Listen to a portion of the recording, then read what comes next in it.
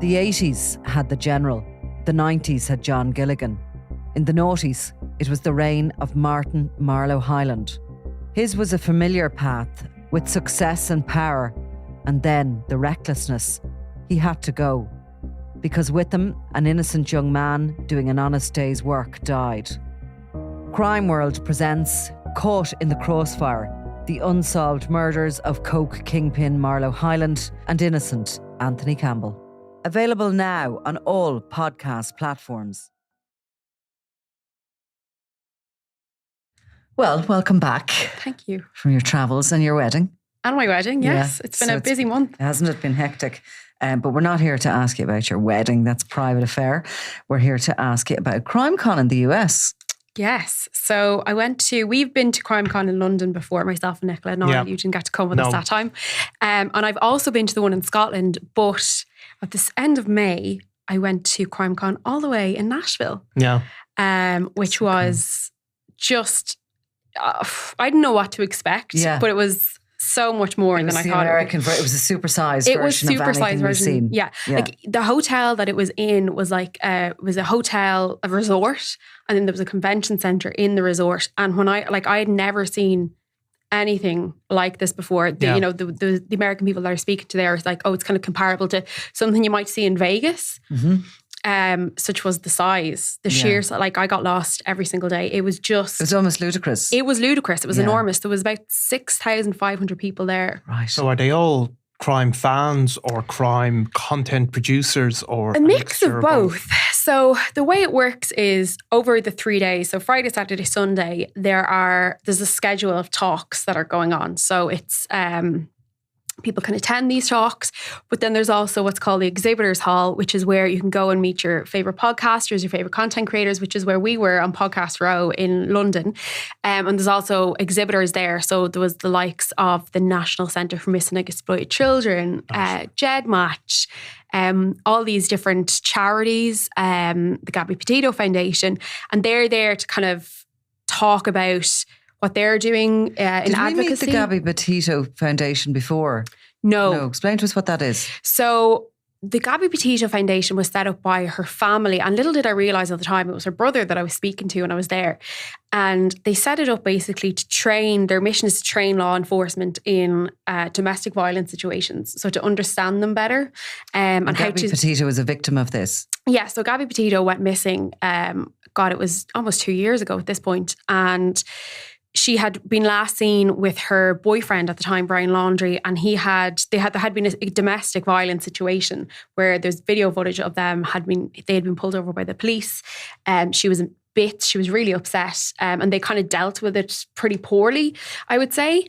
And then she went missing. She was found murdered. He had killed her. This were the couple who were on a sort of camper van expedition, and it had all played out, their lives had played out on Instagram. Pretty much, yeah. And especially over kind of when she went missing, there was a lot of TikTokers going to look for her and all this sort of it blew up massively. Didn't we do a podcast on it? We spoke to someone, or we certainly thought about doing it. I don't know whether we got around to finding anyone to talk about it, but it was massive news in the States, and they were in this sort of national park.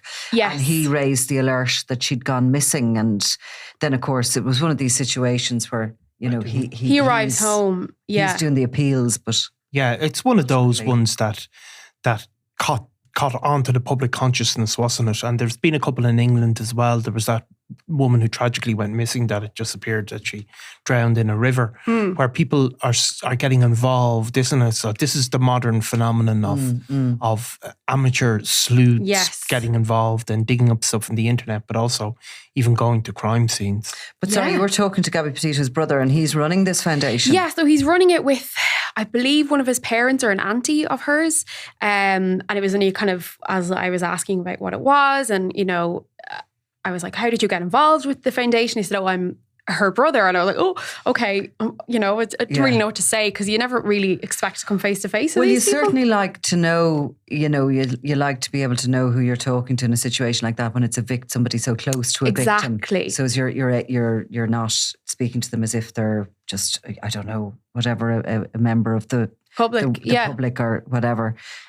you'd probably approach them differently. But Exactly, yes. there's so many people at this convention you're talking about that you're kind of like overwhelmed. There's so many crime stuff. Yes, like there was so much practical stuff going on in terms of I spoke about this before with you about using your DNA and uploading it to this centre database where they can then use it to try and solve cases. So they had people, so there was the DNA Doe project was the one we talked about before, but there was another group there who were looking for matches they had like 12 people with no name, and they wanted people to upload their data, and then they would check your data versus, to see if you were related to any of the people. Yeah. So there's kind of very practical stuff like that where you can actually try and help to solve some crimes. There was, reenactments. There was somebody not crime reenactments, but they were able to do, there was one guy who did like a mold of a skull, like what it would look like. There was stuff like that. And then, there was talks with people who were victims, their families. John Benet Ramsey's father did a talk. Really? Yeah, which is yes. the most incredible case, really. Unbelievable that story is still, like, I remember that's when I would have been very much younger and had a different reading taste. I used to buy the National Enquirer. Yeah. Dirty little secret. But when I was probably a teenager, and the John Benet Ramsey story would be front page of the National Enquirer. Yeah. Week in, week out. Because she was a pageant queen, I suppose. Yeah. What was she, 8 or 9 or something along those lines? I think about 5, 6, 7. Was at that age. And she was found, she went missing and then was found dead. And in her house. In her house, sorry, yeah. And her parents, her father. Like Maddie McCann, except the child was discovered. And the father obviously became the prime suspect. And was he convicted or? No, no, there was nobody ever convicted in relation to that at all. There was no evidence found that actually. There was no evidence ever, as far as I know, that ever linked him exactly to any crime. He was the one who had found her body in the basement of the house. And obviously, he moved her body from downstairs in the basement up to the hallway. And obviously a lot of evidence got tampered with because there was people threading in and out the house. So a lot of it was kind of messed up. And then there was a letter, basically there was a 3-4 page letter found on the stairs of the house from a group that were calling themselves, I can't remember what they were calling themselves. They were a foreign faction was what they were calling themselves. And they said that they had taken her for a certain amount of money, but this letter was apparently written on paper that was in the mother's handwriting. It was paper from the house. People were like, well, why did the kidnappers not bring their own paper and also leave her in the house and not take her for their ransom? So there's a lot of, one of those cases that has a lot of conspiracy around it. Died 25th of December, Christmas Day, 1996, Boulder, Colorado, United States. Yeah. Yeah. So it was it is one of those ones that... So what did he have to say? Like, what's he talking about? He was talking about the case, how he believes DNA evidence could be the key to solving it. I believe there was unknown male DNA found on the body. And again, this is, theorized to hell about where that DNA could have come from. People have been said, well, it could have came from somebody working in the factory that made the underwear she was wearing and all these other different sort of things. So I don't know if we'll ever really know what happened. And Clodagh, what sort of age would he be now? 70s. Right. 70s, heading for 80s, I'd say. So, I mean, so there's 6,000 people there. Like, there must be a wackier end to something like that as well. Is there, as well? Like, obviously, the very serious personal cases, but there must be another. Definitely. I mean, I was in this Facebook group for months leading up to it, and it was called Crime Con Solo Travelers. So it's for people who are going on their own, like myself. Yeah. And I was there for curiosity more so than anything. I think the last thing I wanted to do was meet up with any Americans under any circumstances. But I was just there for curiosity to see what other people were doing. And there was, a lot of people were like, oh, here's my outfit. And like we had seen in CrimeCon in London, their t-shirt would be got loads of bloody handprints on it and say things like crime scene, do not enter. And some people would be saying, that's disgraceful. Please don't wear that. You're told not to wear that sort of thing. And, people were like, well, I don't see any issue with it, But, again, like you have to think about you're meeting these people. You don't know who they are, who have obviously been through a huge amount of trauma. And this, for a lot of people, I think the scale of what's happened in the US and the interest in it is so different to here. Like even one of the people that I interviewed, so I did 5 interviews when I was there with different speakers, which were all incredible. Put them out over the next couple of weeks. Yeah, and one of them asked me, she was like, why do you care about what's happening in America? Like, why are you here? And I was like, well, because nothing like this, none of these murders, there's no criminal profiling, there's nothing like this happening in Ireland. We may have 1 or 2 serial killers, but we don't really know about. There's just everything's domestic and gangland. And they were like, oh yeah, okay, that makes sense. They, because everything's just so blown up. I mean, it's just a there. Different culture, like America. Completely. It's just in all ways, like, and obviously the traditional line between entertainment and news that exists in Europe and in Ireland doesn't really exist in the US. I mean, I don't know if you ever remember that program, How to Catch a Predator. Do you remember that? No. Yes, To Catch a Predator. So he's actually one of the people that I interviewed. Oh, really? I'd say. Yes, Mr. Chris Hansen. He was very, very nice man. Really, really lovely. But that was... Yeah, I mean, where the TV would set up these, these guys to child sex offenders. Yeah, really. like a sting operation. And they'd record them, confronting them, and then the police would come in, and the police participated in the production of this program. So it was just a different way. Like, we'd be lucky we wouldn't get a mugshot off the Gardaí, let alone them helping us catch some bad guys. The information that's available over there. Like, if you're a podcaster, you can apply and get video footage, of interrogations. And all that stuff, of course, is analysed. So much online. You can get access to pieces of evidence. So, like, for example, that letter that was left in John Benet Ramsey's house, you can have access to all the case files. There's just so much that you can have there, which obviously makes great if you're a documentary maker. Yeah. But it may not be, by the way, obviously, as great if you're a victim or whatever. Exactly. So I want to tell you, right, while you were away, many things came crashing down, as you can imagine, especially technologically in here. But while you were away, I was asked to go on and chat at Lunchtime Live on News Talk, right? Because they were covering the story that this US-based mental health expert, Dr. Thelma Bryant, had said that watching true crime or enjoying it sort of as entertainment was a red flag, and it meant that you were likely a psychopath. Yeah. So I'm actually really glad, because if you take that as even watching it, and many. Let alone producing millions of people, let alone producing it. Yes. Let alone meeting people who come to a crime conference in Nashville. I'm so glad you didn't meet them. And imagine Clodagh had gone missing on us. Yeah. So this is the thing, the whole time I was there, I had my location turned on, I had my story ready. I'm not alone. There's actually somebody waiting for me. I'm about to go see them now. What a podcast. I know. It would have been great. It would have made for great content. Poor Clodagh. But I know I was very crime aware while I was there, because it was such a great experience. I mean, there was John Douglas from Mindhunter. He did a talk one of the nights, so I went to that. I mean, it went on and on and on. So John Douglas would have been one of the first doctors. Is he a doctor? He was a criminal profiler in the FBI. In the FBI's behavioural unit when it's set up. I think I have books written by John Douglas at home. And he sort of developed that criminal profiling thing. Now, he also must be hitting 80. He's hitting that age, and still on the circuit. Yeah. Still going. There's hope for There's hope for you, yeah. He was still going, did this amazing talk, which was kind of surreal because of just, because I suppose when you were at the one in London, the level of fame, I suppose, of people is so different in terms of there's no real, famous crime fighters or, obviously in America they have John Douglas and you've got like Paul Holt, who's always... Colin Sutton, would probably be one of those people. But I suppose somebody who's had such an impact. Exactly. But then again, maybe we don't have the same appetite as the Americans. I mean, 6,000 went to it. Like that's... Yeah. But it's a huge country, of course, 300 million people. People had been travelling far and wide for that.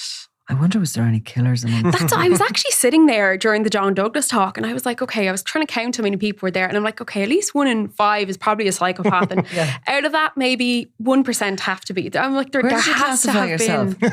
Well, I was one of the other 4. But that was definitely something I was considering. It's something I think about a lot in crowds. So we're looking forward to the interviews that you're running and the podcasts that you've made, because of course it wasn't all fun. You were working. Work as well. So and we'll be running them throughout the summer, no doubt. Nashville's a place I really want to visit. Yes, you've been before, I know, but tell me, describe. I mean, it's just like, have you ever been to Lanzarote? Yes. And you know, just the strip. Yeah. It's like that, but with drums and cowboys. People in cowboy hats. Yeah. And are they actually cowboys though? No. No. Of you course, see fake cowboys. Yeah. Letting on cowboys. Yeah. Lots of. So it's very honky tonk. Very. I mean, it's great fun. There's some amazing bars. There's one in particular, every time I go in there, and I sound like I go in there a lot, but anytime I'm there and I go in there, I always find Irish people. It's the only other place. Give it a shout out. It's called Roberts, Western Roberts. World. And I met a lovely family from Ballyfermot when I was there. Lovely. They took me under their wing. They said, come with us if you'd like. I was like, no, I'll be fine here. I won't crash your party. But surely outside that sort of, tourist strip, there is amazing music venues and yeah. As you venture out a little bit. Yes. So the last time I was there, we kind of ventured out a bit further than just the strip where all that fun is happening. And there is some really nice, great cheap drink. They're allowed to have happy hour there, unlike here. Niall, what do you think of that? I don't know what's that got Is to there do with any anything. broadcast Is there any need? regulations? Yeah, is there any need? On podcasting. Great cheap drink in Nashville, people. Yes. In what's the bar again? Roberts bar, yeah. Yeah, they do this thing, it's called a recession special. So you get like a sandwich, a packet of crisps, a moon pie, which is like a little wagon wheel, and a can of beer for $6. That sounds really good. I lived off that when I was there. Really nice. And Taylor Swift got a bit of a hammering as well somewhere that she has connections to. I went to the Country Music Hall of Fame where there is a Taylor Swift Education Centre. Right. Which just is like, I think they do classes for kids there and, producing music and writing music. But there is also some of her guitars and some of her Did she record there, obviously? Yeah. I don't think she has, no. Right, so it's just that it's a... Well, she started off obviously. She started off in Nashville. Yeah.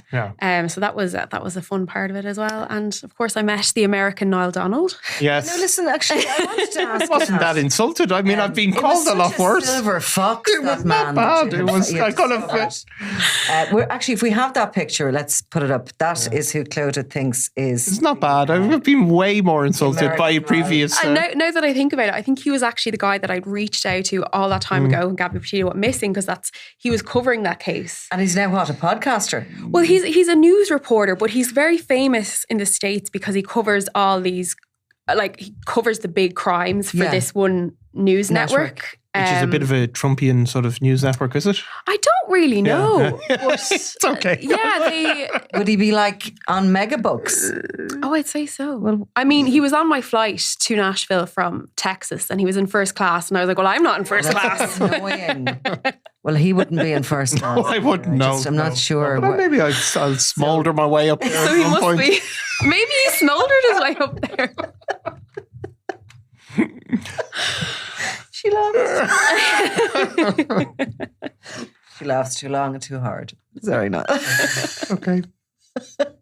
So was there a Crime World equivalent show? Did you discover any podcast that was like ours? Because ours is quite strange. Ours is quite unique. Yeah. I mean, I suppose when I was interviewing everyone, I had to explain that it was a newsy podcast. It was a crime podcast, but not in the typical sense of like, obviously we have Crossfire and Beast. That's more of a narrative style. I think a lot of true crime podcasts, especially in the States, would do that sort of style. But the States have kind of like got these sort of people who have nothing to do or no knowledge of crime in very sort of well-known and well-listened to crime podcasts talking about crime while maybe doing their makeup, while drinking wine. It's kind of strange. You sound bitter. Well, I like a glass of wine. We have a fake, our fake enemy. No, it's funny because, of course, true crime is the thing that sells podcasts in America, which is really... the classic of a husband killing a wife or whatever. And in Europe, it does seem to be a lot more sort of gangland focus in a way. Well, there's some interests. There's two interests, definitely. Yeah. I would see them as being two different genres of crime. And in actual fact, I think I really saw that when we went to London to CrimeCon, because all the other podcasts on it they certainly weren't, delving into organised crime, or were they educated in crime in any way? They weren't journalists. They were doing it. They were sort of citizen storytellers, maybe. Yeah. And they were kind of, their podcasts were based on some unsolved murder from the past, and they're picking it apart, or they're narrating what happened, and they're never kind of doing anything that hasn't already been in the media. And it's just when you are a journalist and you're podcasting, you feel you have to do something that's trying to bring a story along a little bit, you know. See the development, which is an unusual development and a recent development, where the very high-end media organisations, the BBC, the New York Times, the Wall Street Journal, they're all getting into gangland crime. Now, mega gangland they crime. are, yeah. Like as in international, transnational crime gangs. Yeah. But, you know, those organisations maybe wouldn't have had an interest in them. No. In the days before you had sort of instant analytics. And now that has become something that they've become increasingly engaged in. All of those organisations. There was almost a snobbery about it. I mean, even in this country pre-2016, there was this idea that, you know, gangland crime was just for the tabloids. That you know, why would the broadsheets be interested in it? And of course, politics was what they were going to do. And like as you're saying now, we're up in the newsroom and we can see the analytics of what's going up in the Indo, and we can see that the gangland stories are right up there at the top. There is an interest in them, so we're not just. And we see even just this week again, there was another podcast from a major media organisation focusing on the cocaine trade across the world. Yeah. All of those organised, like, you know, it's a modern development, isn't it? Yeah. So we were ahead of ourselves. We were, and still are, perhaps. Perhaps America just hasn't woken up yet to crime world. Yeah. Well, believe it or not, one of my other favourite true crime podcasts is Case File. Yeah. So it's the Australian one. I don't know if you've listened to it. Yeah. But it's one of these narrative podcasts, and the guy who hosts it is completely anonymous, always has been. And I seen him. I actually got to see his face. He did a public appearance, and it was so bizarre watching his voice come out of his mouth. Which was because you know his voice. You have an intimacy with his voice, and have you created in your head what he looks like? Kind I listen to Case File as well. He puts me to sleep. So it's finally someone who, like, I put so many people to sleep, they tell me. But he puts me to sleep. I think he's he's a very strong, really good voice. Yes. So what's the packaging like? Is it would he be able to smoulder his way into first class? I don't think he could smoulder his way into first class. I'm sorry. So because he sounds really, and I said this to my partner, he sounds really hot. He sounds really hot. I agree. He sounds really hot. So what happens then? What happened? I was just like, oh Jesus. I'll talk to you off about how unhot, shall we? I hope he's not listening. Imagine. Actually, when I was interviewing Chris Hansen, I was brought into like the media area. I got brought backstage because Chris Hansen was being a diva, and he was late for the first time that I had due to meet him because he kept getting pulled by fans left, right and centre. So I was like, okay, Mr. Chris, I'll see you later. So I got brought backstage, and I was at the back of the room where he was doing his talk, and I was like, this is going to be so weird if he comes out and I'm going to be like, sorry, Chris Hansen, can you hang on one second? I just need to say hi. Because he did a meet and greet as well, but he was like, no photographs allowed. So like, what do you do? Ask him to record a voice note. What age is he? I'd say, I'm really bad at judging people's age, but I'd say late 30s. I was going to say 70. Not the hot thing, but just after you said that he wasn't, I was going to say he must have been 70. Oh, he's in his 30s. I'd say he's in his 30s, yeah. I'll have to talk to you off air about this. Did you take a photograph? Maybe. No, I didn't. You're not allowed to take photographs. But he did say, if you Google me, you will find a picture. And there's a few pictures, and I was like, right, that's not him, that's not him, that's not him. But I did find that one was him, so I will show you. Amazing. Imagine keeping yourself off, like, out of. Imagine not being on the internet, like, at all. Wouldn't it be amazing? Yeah. Oh, yeah. Would it be weird? It would be a job in itself to keep yourself off that then, wouldn't it? Yeah, and he said it wasn't something that he intentionally tried to do. He just didn't really want his face out there. Like, what about Blind Boy? Does anyone know what he looks like? I say everyone does, do they? Well, I mean, I think he was. Actually, his face was put out in one newspaper at one point. So people know. Oh. You know, like we would never do it. In a mean way, you mean? Well, I mean, he doesn't want to be. He didn't want to be, and it was somebody put it out in a sort of expose. This is kind of, I suppose. Yeah, like the Banksy kind of thing. Yeah. You know? Yeah, it's sort of like that. Yeah, right. Yeah. Okay, now we've got stuck on that little tiny point. The whole thing. So you're going to put your stuff together, your interviews together, and you're going to have to do your intros. I know. It's on my to-do list. Write my intros, record my intros. School lunches, the intros. And we're going to start hearing some of your experiences and some of the interesting people you met over the next few weeks. Very interesting people. So I'm very excited for Excellent. Hear it. Thanks, Clodagh. Thank you. Clodagh. And welcome back. I'm Nicola Tallant, and you're watching Crime World, a podcast about criminals, drugs, and the underworld in Ireland and across the globe. Make sure you subscribe to our channel and turn on notifications so you can be the first to watch all our latest episodes. You can also listen wherever you get your podcasts.